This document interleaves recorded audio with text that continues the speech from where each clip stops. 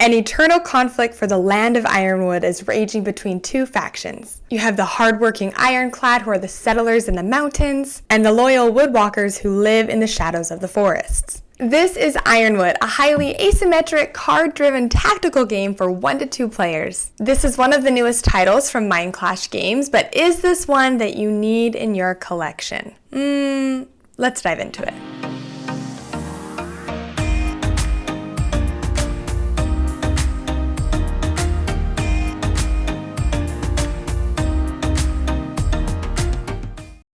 Hello everybody, welcome back to the channel today. My name is Carly and I'm so excited to share my thoughts on Ironwood. Very briefly though, before we kind of jump into what I like or didn't like about this game, we're going to actually go ahead and jump into a kind of a general overview of how this game operates and what you're going to be doing. This is a 2-player card-driven tactical area control game, kind of. Now the reason why I say kind of is because this isn't a typical area control game where everybody is kind of vying or trying to go for the same location. Players in this game will take control of 1 or 2 factions, either the Ironclad or the Woodwalkers. Starting with the Ironclad, if you are playing as this particular faction, you are trying to maintain control of certain locations that are on the mountains in this map board here. The primary goal for the Ironclad is to maintain control on these locations long enough in order to build these forges. So once 3 forges are successfully built along the map, then the game ends and Ironclad wins. The player who's playing as the Woodwalkers are going to be maneuvering through the forests, and you are trying to find totems. So throughout the game, totems will periodically appear on the map, and if the Woodwalkers are able to successfully carry 3 of these totems back through the forest to the edge of the map, then that's how the Woodwalkers win. Now, the essence of this game really kind of comes through in the faction-specific action cards that each player is going to be using and playing with. This is a highly asymmetrical game, and every single card in the Woodwalkers versus the Ironclads is different and gives them different abilities. Each faction has units that are going to be on the board. The Ironclad, all of the Ironclad units are actually iron, which is really cool, and all of the Woodwalkers units are represented with these wooden discs. And it's these units that are going to be moving around strategically through the board, gaining control of certain locations, and possibly engaging in combat with your opponent. This game is played in rounds, and every round consists of 3 phases. You have the preparation phase, the action phase, and then the round end phase. The preparation phase essentially just helps you prepare for the round. So every single faction gets to gain a certain amount of crystals. You also get to draw more cards into your hand. And then if you have any cards in play from previous rounds that have cubes on them, so that they are able to be activated, each player can go through and activate those cards during this time as well. Now we move on to kind of the meat of the game, which is the action phase. In the action phase, the Woodwalker always goes first. Always, always, always. And what they're going to do is they're going to look at the cards in their hand and play one down to the table in front of them. Now, these cards can tell you a variety of things. Mainly what they are doing is they're telling you different actions that you could possibly take. Now, when you're going through resolving these cards, you can resolve everything, you can resolve one thing, but you have to resolve it in order. So you can't jump around and resolve different things on these particular cards. These cards are very asymmetric, but essentially kind of what they are allowing you to do is move troops along the board. They allow you to build the forges for the ironworkers. They allow you to have visions or possibly find totems for the woodwalkers. Now, they also can allow you to engage in combat against your opponent. When that combat occurs or when it triggers, each player will play a card from their hand, face down, flip them over at the same time, and then resolve. It's all of the battle cost or battle information is shown in the upper left-hand corner of the cards.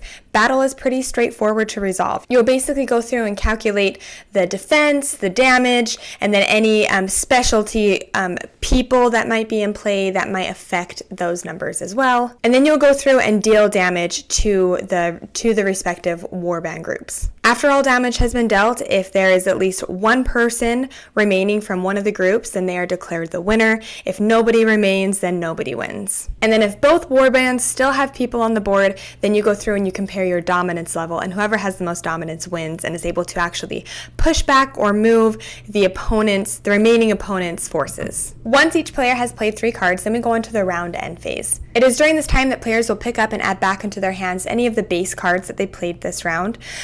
Then if they have any cards that can potentially generate things for them in the future. Those will actually get slid up above your player board so that they can be used in future rounds. If there are any totems still remaining on the board, they will actually fade. So the interesting thing about these totems is, yes, if they're not picked up in time when they're first revealed on the board, they're fully colored. Then after one round they fade, and then if another round goes by and they still haven't been picked up and brought to the edge of the map by the woodwalkers, then they actually get removed from the board. So there's kind of a time limit on these, but all of those will occur and flip over. And then in turn order, so again starting with the woodwalkers, they can choose to recruit workers if they want to, paying 2 crystals per worker. The woodwalkers place their recruited troops onto any of the edge forest spaces, and then the ironclad, when they recruit workers, they get placed either in the center area or any other area that might have a forge. Rounds will just continue like this, going round and round until one player wins, or in case both players admit defeat. So I really hope that kind of gives you a general idea of what this game is playing. Again, it's a very highly asymmetric game where you're playing cards down that will activate or trigger movement or actions on this board. And yeah, you're basically just trying to outmaneuver the other person. But let's go ahead and kind of jump into my personal thoughts on Ironwood and if it's one that you need in your collection. Right off the bat, the very first thing I want to start with is the production in this game. I am obsessed with this production. It was such a clever move on their part to have the woodwalkers, all of the woodwalkers components be wooden, right? And even the cards, they have like a more like naturalistic looking vibe for them versus the ironclad that's all iron and straight, like hard, and it works so good in this game. And the ironclad pieces are like actually like straight up iron. They are heavy duty. They all feel really nice. The card quality is great. It's honestly probably one of the better cards that I've actually been playing with recently. The boards feel really nice and sturdy, and then this board feels sturdy as well. It also has a super great storage system. This game is a breeze and super easy to set up and play. It's very minimal components, which I mean, it's always nice and refreshing when a game takes 5 minutes or less to set up. This game honestly probably takes like 3 minutes for me to set up. You just take out the board, boom, hand each player their little container, and yep, they just set up and you're good to go. So honestly, that's a really big positive for me in this game, is how simple and streamlined this is to set up and get going. And on top of the production, the artwork is just beautiful in this game. All of these cards are unique and different, and they are truly just gorgeous, gorgeous artwork. I think the artwork was actually what first pulled me into this game. When I first saw it, I saw the cover and I saw the board, and my first, like, I was, yes, like I need this game. And it really is just a beautiful, beautiful production. One of my favorite parts about this game, though, is how incredibly asymmetric this game really is.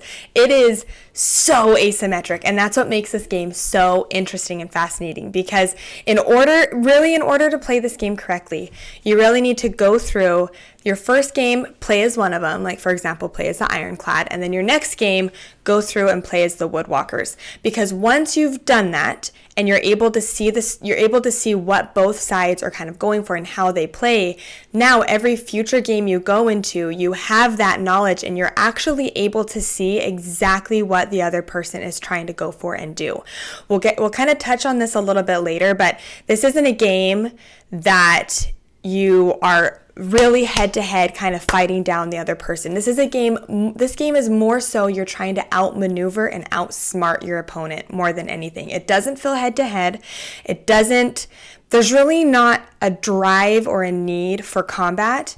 What it is, really essentially, is this a game where you're just trying to outsmart your opponent and outmaneuver your opponent more than anything else. And so now with that knowledge, you can sit there and try your best to beat them to what they need to do, or try to stop them before they're able to successfully do things. I know one of the games I was playing, I knew for sure that Jordan had a vision card that had a totem that was appearing in this location. So what I was doing is I was trying to surround my forces around it to make it harder for that totem to appear for him.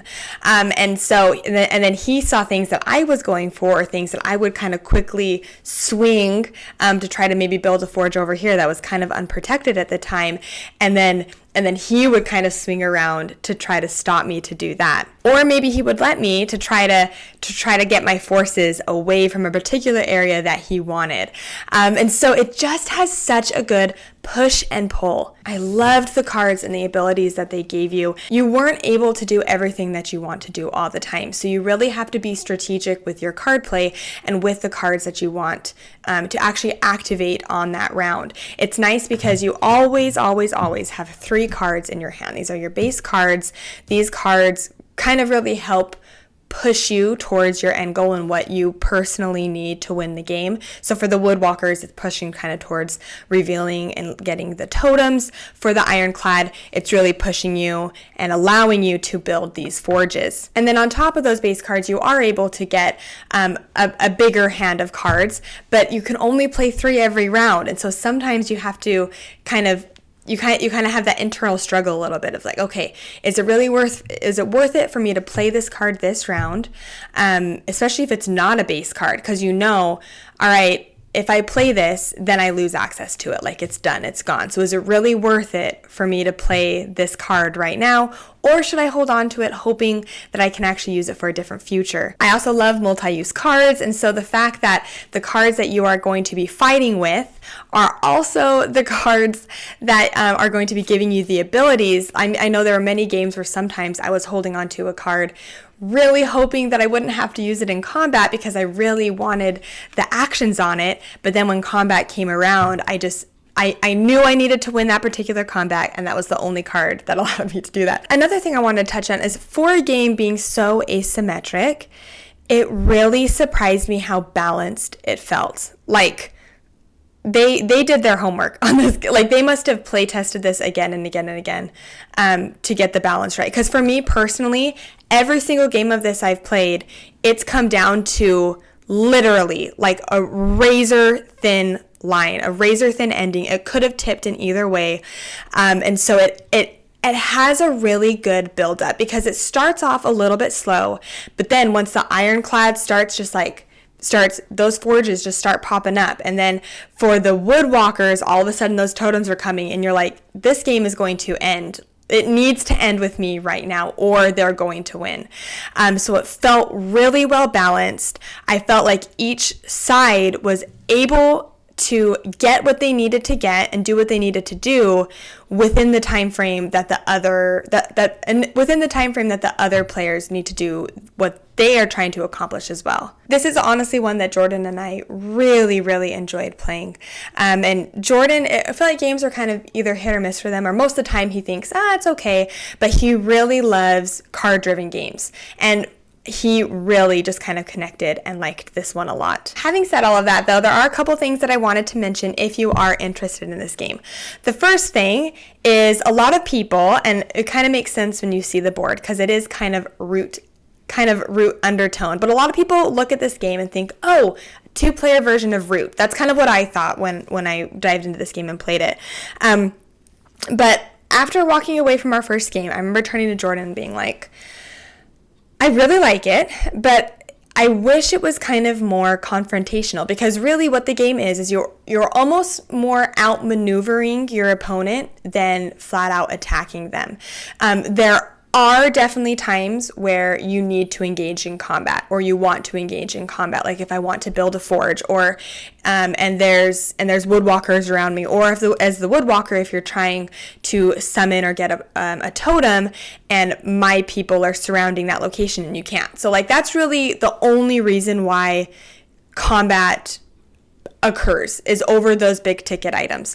But for the most part, the game is it feels more like you're just trying to be sneakier, or trying to maneuver around or be more clever than your opponent. So I don't want you looking at this board thinking that this is like a very combat heavy game. And so for some people that might be a positive. Like I know Kim, she doesn't really like 2-player head-to-head combat types games. But I would recommend this game to Kim as a try. I would be like, I really want you to sit down and try this to see if you enjoy this, because it's not, like I said, it's just not very confrontational. Another thing that I wanted to mention is this game really, it does take 2 full games for you to kind of understand the strategy. You're going to go into your first game not understanding anything, not understanding what your opponent is going for, just kind of trying your best. But then after a full game, you're going to be like, okay, I think I understand that a little bit more.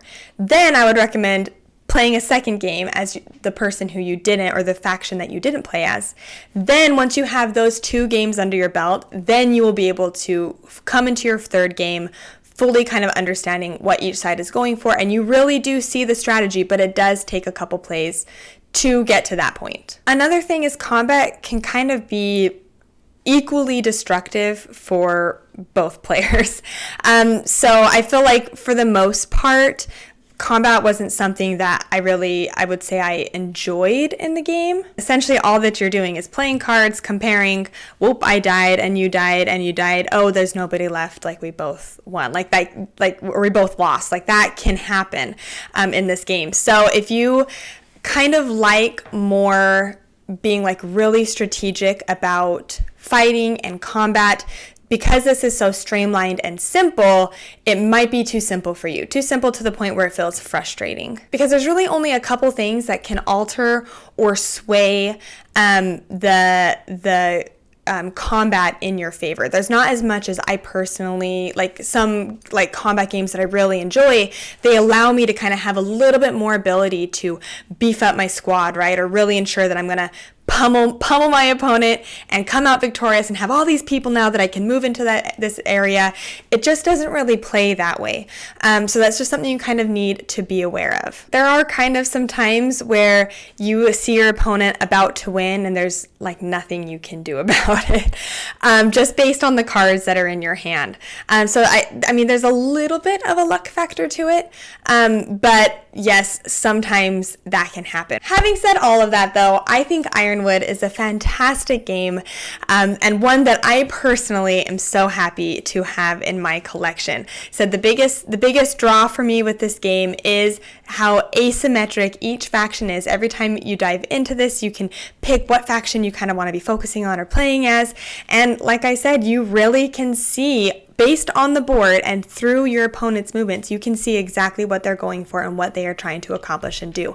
I love that in this game, because then it gives you that knowledge and you can try your best to be tactical and try to disrupt them or try to get what you need before they can. I feel like it has a really good back and forth, has a really solid gameplay, and it is a game that I'm always excited and happy to dive into. Having said that, I'm going to be giving Ironwood an 8 out of 10. Really enjoyed this one here. I think the biggest thing that's pulling it down for me is I wish that combat would have been a little bit more interesting, would have been a little bit more involved and a little bit more in this gameplay, but that's me coming from somebody who kind of likes head-to-head battle stuff. But the strategy in this game and my overall enjoyment, I mean, I just think this game is great. So this is one that I am super excited and happy to have in my collection, and it feels different from other 2-player head-to-head asymmetric games that I might have. So is this one that you need as well? I would recommend this game to you if you primarily play games at 2 players, and if you like kind of the outsmarting or kind of working around your opponent feeling that this game gives you. It almost kind of feels like chess a little bit to me, but like a really thematic and like beautiful, fun version of chess. But yeah, there's nothing about it that feels like super aggressive and mean, so I think that can actually be really approachable for a lot of people. It's more like a tactical placement type of game. So if that interests you, if that is something that you are kind of resonating with the kind of like asymmetrical powers, 2 people kind of doing different things, but everything working together on this main board, I think this would be a game that you should absolutely check out. Alright, so those are my thoughts on Ironwood from Mindclash Games. Again, I wanted to give Mindclash Games a huge shout out for sending us this copy to review for you today. And if you personally have played Ironwood, please let me know what your thoughts are in the comments below. Thank you so much for watching this video. I hope you have a great rest of your day, and we'll see you later.